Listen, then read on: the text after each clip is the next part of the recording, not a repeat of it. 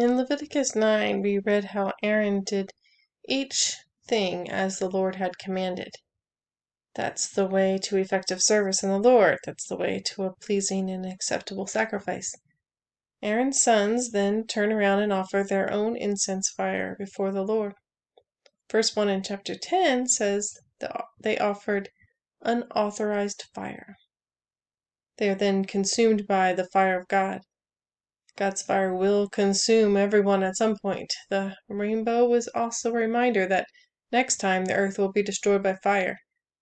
God himself is the eternal one. He alone remains forever. The only way to lasting life, the only way to remain, is to have his life in you. His life is the precious gold in you that only becomes more pure and perfect when placed in the fire. As believers, we can purposefully submit to the fire and offer ourselves as living sacrifices because our fear of God has given us the understanding that we need not fear a living God. Believers have the promise that they can walk through fire and not be burned. We aren't to fear the fire of God, we're to walk in it. It was the fire that the 3 Israelites boys walked in with Jesus. It's when we don't feel the fire that things can get most dangerous for a believer. The life of ease and comfort can be deadly for a believer. It's there we can stop living in gratitude and in complete reliance on Him. When we've got it made, we're at a loss.